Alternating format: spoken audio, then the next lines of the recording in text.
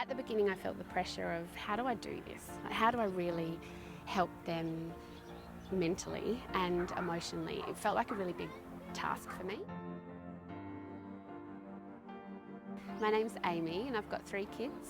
Billy, who is 6.5, Valia, who's 5, and Jakey, who is nearly 1.5.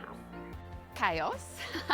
It's really busy. It is really busy, and I'll often describe to people that we are in the thick of the trenches with 3 young kids. It is go, go, go. When a child is born, a parent is born, and the truth is that they're both learning together.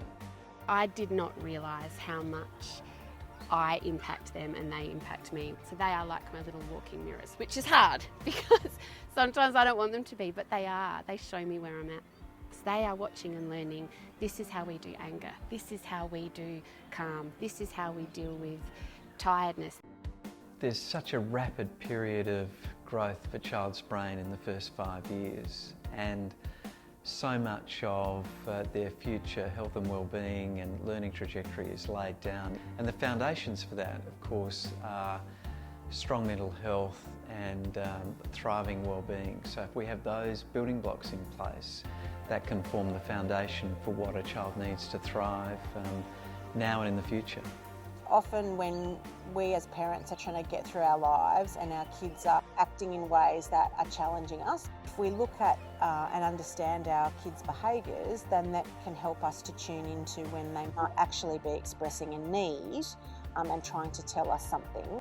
Kids have big emotions, right? Like that's a part of growing up and it's normal. Tantrums are normal. Every child is different. So one child might behave in a certain way that is very characteristic of them, which is not characteristic of another child.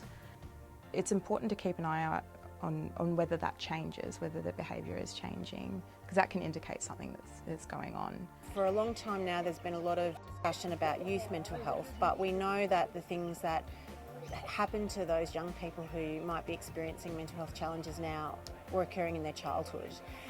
And we really don't talk a lot about childhood mental health, infant, children and adolescents in those pre-youth times, those very early shaping days. At WAM we're very focused on prevention, and so if we can maximise good mental health in our infants and our children and our adolescents, then lifelong mental health outcomes are going to be so much better. Early stress or trauma actually changes the structure of the brain. You could look at a brain of a child who's been through a lot of stress and one who hasn't, and they look different. They look physically different. And then this has flow-on effects if you don't process the trauma and heal from it. But the good thing is, the brain is really good at rewiring itself. If we can help kids process trauma and heal from it, then while their brain is still plastic and able to rewire itself, they can get back on a healthy trajectory. So obviously negative experiences impair development, but positive experiences can repair that damage. And so making sure that we have resilient children by making sure that we have more positive experiences than negative ones creates the circumstances for them to flourish. I really do think that a lot of the time we're looking for the big things that we need to do. What are the big solutions, or what are the big things that we can implement with our kids? And it's not. It is little things that we can do daily and regularly with them, and also show them what it's like to prioritise yourself, because they're watching you and they're learning from you, and kids can tell when you're empty, and they can also tell how happy you are when you come back full.